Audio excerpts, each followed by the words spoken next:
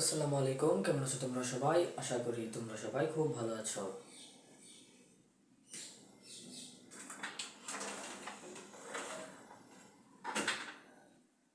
তো রসায়নের আরো একটি ক্লাসে তোমাদের সকলকে স্বাগতম জানাচ্ছি। তো আজকে আমরা কথা বলবো রসায়নের জারণ সংখ্যা নিয়ে। আজকে আমাদের টপিকটাই থাকবে শুধুমাত্র জারণ সংখ্যা। জারণ সংখ্যা রিলেটেড যা কিছু আছে আমরা সব কিছু কি করবো, সমাধান করব, যাতে জারণ সংখ্যা নিয়ে ভবিষ্যতে আমাদের কোনো কি প্রবলেম না হয়।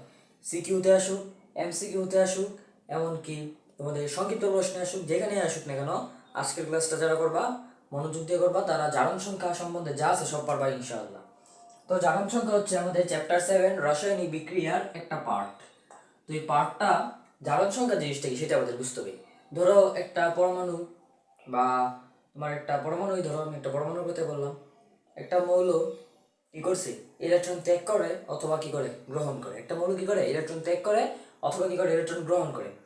সে কয়টা ইলেকট্রন ত্যাগ করছে এবং কয়টা ইলেকট্রন কি করছে, গ্রহণ করছে, সেই সংখ্যাটাকে প্লাস এবং মাইনাস চিহ্ন দ্বারা দেখানোকে কি বলে, জারণ সংখ্যা বলে। যেমন তোমার সোডিয়ামের জারণ সংখ্যা ধরো, যেমন কি সোডিয়ামের জারণ সংখ্যা, আমি জারণ মান দিই, জারণ মান কি +1। কেন? সোডিয়ামের সর্বশেষ শক্তি স্তর ইলেকট্রন কয়টা দেখো তো। যদি আমরা সোডিয়ামের ইলেকট্রন বিন্যাস করি, তাহলে কি হবে, 1s2 2s2 2p6 3s1।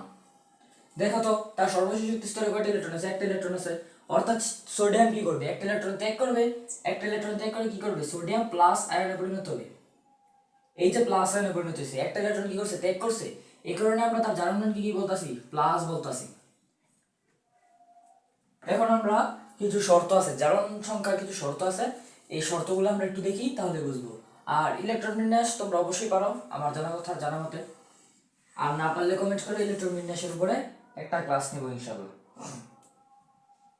তো জারণ সংখ্যা নির্ণয়ের ক্ষেত্রে প্রথমে মাথায় রাখবা ধাতুর ধাতুর জারণ সংখ্যা, ধাতুর জারণ সংখ্যা কি হবে, প্লাস হবে। ধাতুর জারণ সংখ্যা কি হবে, প্লাস হবে। আর দ্বিতীয়ত মাথায় রাখবা অধাতুর অধাতুর জারণ সংখ্যা কি হবে, নেগেটিভ হবে বা মাইনাস হবে। বুঝছো? যেমন যেমন সোডিয়ামের জারণ সংখ্যা কি, +1। তারপরে ক্যালসিয়ামের জারণ সংখ্যা কি, +2। তারপরে অক্সিজেন তাহলে আলাদা বিষয়, যে অক্সিজেন। তারপরে দেখো অক্সিজেনের জারণ সংখ্যা কি, -2।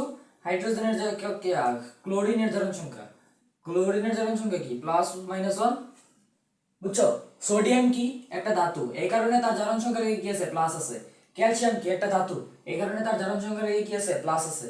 অক্সিজেন কি একটা অধাতু, এই জন্য তার জারণ সংখ্যা রেখে কি আছে, মাইনাস আছে। ক্লোরিন কি অধাতু, এই কারণে তার জারণ সংখ্যা রেখে কি আছে, মাইনাস আছে। বুঝছো? ধাতু এবং অধাতু চিনবে কিভাবে, এটা জানো সবাই? ধাতু ধাতুর ক্ষেত্রে কি থাকবে, আম থাকবে। এই আম কথাটা যেখানেই পাবা মাথায় রাখবা ওইটা কি ধাতু। যেমন আম, আম আছে, আম। আবার কি ক্যালসিয়াম, তারপরে কি ফেরাম, পটাশিয়াম, সবাই কি ধাতু। আর অধাতু চিহ্ন কিভাবে, অধাতুর শেষে দন্তান্ন থাকবে, মানে ন থাকবে, ন। যেমন অক্সিজেন, এজ এ ন আছে না, অক্সিজেন। ক্লোরিন, এই যে দন্তান্নর মতো একটা উচ্চারণ নিতেছে, ঠিক আছে? এভাবে তোমরা কি করবা, ধাতু চিনবা এবং অধাতু চিনবা। কিছু ব্যতিক্রম আছে, অবশ্যই ব্যতিক্রম থাকবে।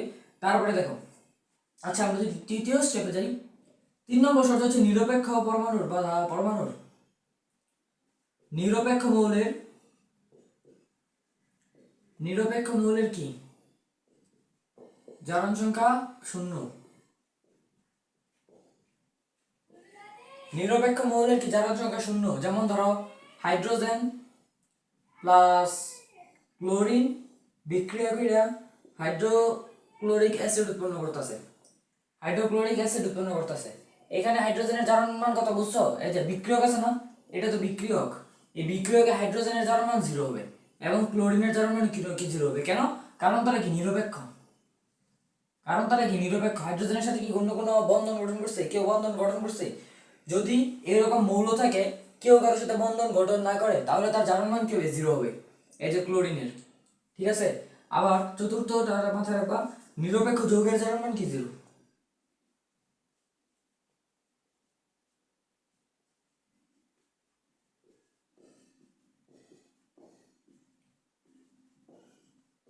নিরপেক্ষ যৌগের জারণ মান 0, এটা যে আমরা দেখি ধরে দুইটা নেই আপাতত। এখানে এই যে হাইড্রোজেনের জারণ মান কত, এখানে হাইড্রোজেনের জারণ মান +1, ক্লোরিনের কত -1। কিন্তু যদি আমরা পুরো যৌগটার কথা চিন্তা করি, এই হাইড্রোক্লোরিক অ্যাসিড পুরোটার কথা যদি আমরা চিন্তা করি, তাহলে জারণ মান কত হবে, 0 হবে। ঠিক আছে, কিন্তু এখানে হাইড্রোজেনের জারণ মান +1 এবং ক্লোরিনের জারণ মান কি -1, এই প্লাসে মাইনাসে কাটা গিয়ে কি হয়েছে, 0 হয়েছে। পুরোটার জারণ মান কি হয়েছে, 0 হয়েছে। তো এতটুকু একটা স্ক্রিনশট নিয়ে নাও, অবশ্যই খাতায় লিখবা। ঠিক আছে, আজকে যা লেখাবো সবই লিখবা, তাহলে তোমার কি হবে, সুবিধা হবে। তারপরে আমরা চতুর্থ স্টেপে যাব। মাথায় রাখবা এখানে কিন্তু ব্যতিক্রম আছে, যে যৌগের ক্ষেত্রে কিন্তু ব্যতিক্রম আছে। তোমরা দেখো যৌগ মূলক আসছে অনেক ক্ষেত্রে, যেমন সালফেট আসতে পারে, হাইড্রোক্সাইড আসতে পারে, অ্যামোনিয়া আসতে পারে। এই ক্ষেত্রে তাদের যে চার্জ আছে না, যেমন দেখো সালফেটের চার্জ কত, SO4 -2 না, SO4 2 না, এখানে -2 হচ্ছে কি সালফেটের জারণ মান। বুঝছো, মাথায় রাখবে এই জিনিসগুলো, ইম্পর্টেন্ট কিন্তু। তারপরে দেখি আমরা যদি দেখি, এবার হাইড্রোজেনের একটু ব্যতিক্রম নিয়ে কথা বলি। যদি হাইড্রোজেন পরমাণু যৌগের শুরুতে থাকে, তাহলে কি হবে, হাইড্রোজেনের জারণ মান কি হবে, প্লাস হবে। যেমন দেখো হাইড্রোক্লোরিক অ্যাসিড, এখানে হাইড্রোজেনের জারণ মান +1। আবার যদি আমরা দেখি সোডিয়াম হাইড্রোক্স নাকি এটা যেটাই হোক, NF NaH, এইখানে হাইড্রোজেনের জারণ মান কি -1। আবার অন্য একটা যদি আমরা দেখি সালফিউরিক অ্যাসিড H2SO4, এইখানে হাইড্রোজেনের জারণ মান +1। আবার যদি আমরা দেখি ক্যালসিয়াম, এই এটার জারণ হাইড্রোজেনের জারণ মান কত হবে, -1 হবে। ঠিক আছে, তো মাথায় রাখবা হাইড্রোজেন যদি যৌগের শুরুতে থাকে, তাহলে তার জারণ মান কি হবে, +1। আর যদি হাইড্রোজেন যৌগের শেষে থাকে, তাহলে কি হবে, -1 হবে। একটা ব্যতিক্রম আছে, NH3, এইখানে হাইড্রোজেনের জারণ মান শুধুমাত্র কি +1। এটা মুখস্থ করে দিল। এবার আমরা সরাসরি জারণ মান নির্ণয় করব। ঠিক আছে, এবার আমরা কি করব, জারণ মান নির্ণয় করব। ধরো আমাদের একটা যৌগ দেওয়া আছে, পটাশিয়াম ডাইক্রোমেট দেওয়া আছে। ধরো এই যৌগটা দেওয়া আছে আমাদের পটাশিয়াম ডাইক্রোমেট, বুঝছো। তো আমাদের এই পটাশিয়াম ডাইক্রোমেটে ক্রোমিয়ামের জারণ মান বের করতে বলছে। কি করছে, ক্রোমিয়ামের জারণ মান বের করতে বলছে। কিভাবে বের করবা জানো, তুমি লিখবা ধরি। এখন একটা কথা মাথায় রাখবা, যার জারণ মান তুমি বের করবা, যে মৌলের জারণ মান কি করবা তুমি বের করবা, তার জারণ সংখ্যাকে কি করবা, x ধরবা। কি করবা, x ধরবা। তো লিখবা ধরি ক্রোমিয়াম এর জারণ সংখ্যা কি, x। এখন লিখবা প্রশ্ন মতে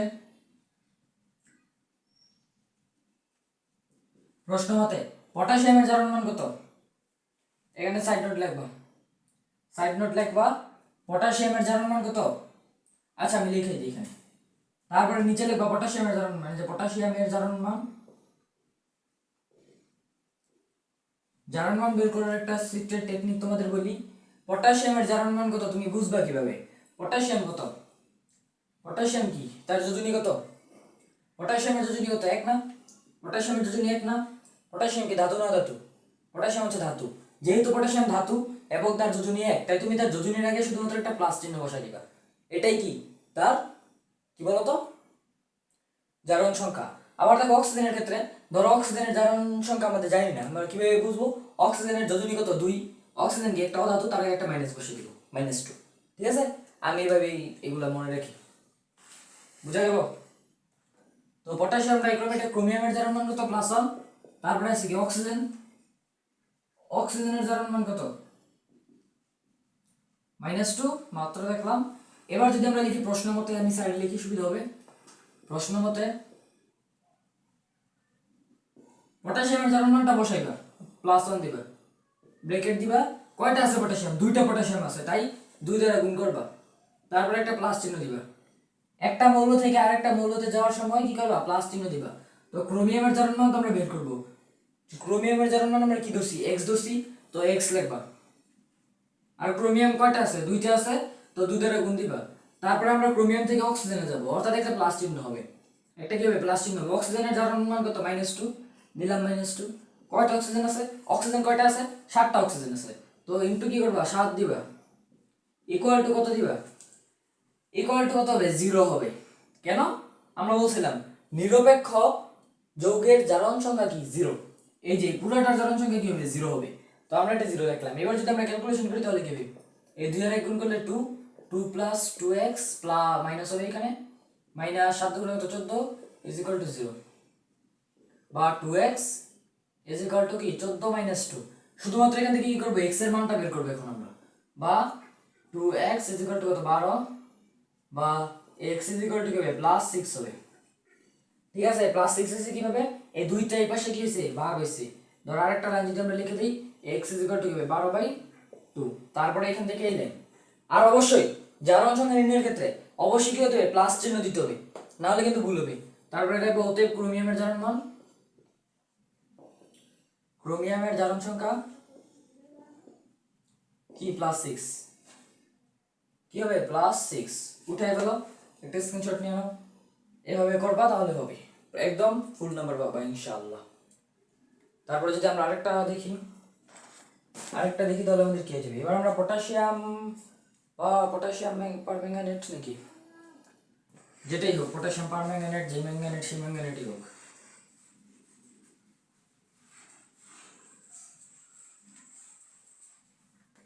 ধর আমাদের একটা মৌল আছে পটাশিয়াম MnO4 এটাতে ম্যাঙ্গানিজের এটাতে কি বলছে ম্যাঙ্গানিজের জারণ সংখ্যা বের করতে বলছে কিভাবে বের করবা প্রথমে লিখবা ধরি Mn এর জারণ সংখ্যা কি x আগের মতো এবার পটাশিয়ামের জারণ সংখ্যা কত লিখবা পটাশিয়ামের জারণ সংখ্যা কত +1 তারপরে অক্সিজেনের জারণ সংখ্যা কত -2 এবার যদি আমরা প্রশ্ন মতে লিখি প্রশ্ন মতে কি হবে প্রথমে পটাশিয়ামের জারণ সংখ্যাটা বসাইবা কত +1 কয়টা পটাশিয়াম আছে একটা আছে তাহলে কি হবে 1 দ্বারা গুণ হবে তারপরে ম্যাঙ্গানিজকে কি ধরছিলাম x আছে কয়টা একটা তারপরে অক্সিজেন কয়টা আছে চারটা আছে অক্সিজেন আছে কয়টা চারটা অক্সিজেনের জারণ মান কত প্লাস দিয়ে -2 ইনটু কি হবে 4 ইজ ইকুয়াল টু কত হবে 0 কারণ কি এই পুরোটার জারণ সংখ্যা কত 0 এই পুরোটার জারণ সংখ্যা কত 0 এখন কিভাবে করছি প্রথমে পটাশিয়ামের জারণ সংখ্যা বসাবো পটাশিয়াম কয়টা আছে একটা আছে 1 দ্বারা গুণ দিব তারপরে ম্যাঙ্গানিজের জারণ সংখ্যা বসাবো ম্যাঙ্গানিজের জারণ সংখ্যা কত x ধরছি তো x ম্যাঙ্গানিজ কয়টা আছে একটা আছে একটা লিখছি তারপরে একটা যৌগ থেকে একটা মৌল থেকে আরেকটা মৌলতে যাওয়ার সময় মাঝখানে প্লাস চিহ্ন দিতে হয় তারপর অক্সিজেনের জারণ সংখ্যা কত -2 অক্সিজেন কয়টা আছে চারটা আছে 4 দ্বারা গুণ দিছি পুরোটার জারণ মান কত 0 এখান থেকে x এর ভ্যালু যদি আমরা বের করি তাহলে কি হবে 1 + x - 2 - 8 is equal to 0 বা x - 7 is equal to 0 বা x is equal to কি +7 এই প্লাস চিহ্ন কিন্তু অবশ্যই দিতে হবে না হলে কিন্তু ভুল হবে অতএব ম্যাঙ্গানিজের জারণ সংখ্যা কত +7 তো এইভাবে আমরা কি করব জারণ সংখ্যা নির্ণয় করব তো জারণ সংখ্যা নির্ণয়ের ক্ষেত্রে তোমাদের আশা করি আর কোনো সমস্যা থাকবে না ম্যাঙ্গানিজের যেটাই বলুক জারণ সংখ্যা নির্ণয়ের ক্ষেত্রে তো এটা তুলে ফেলো একটু আজান দিয়ে দিচ্ছে আর ক্লাস হবে না তো জারণ সংখ্যা রিলেটেড যা কিছু আছে সব আমরা সমাধান করছি আশা করি তোমাদের কাছে ভিডিওটা ভালো লাগছে তো ভালো লাগলে আমাদের চ্যানেলটাকে অবশ্যই সাবস্ক্রাইব করো এরকম আরো স্টাডি রিলেটেড ভিডিও পেতে তোমাদের কিছু এসডব্লিউ দিয়ে দেই বাড়িতে ট্রাই করে দেখো পারো কিনা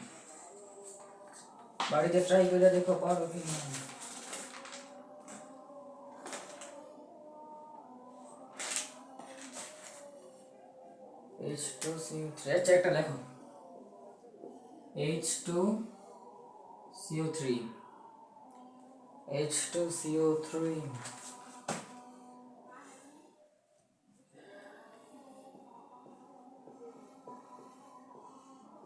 এইখানে কি করবা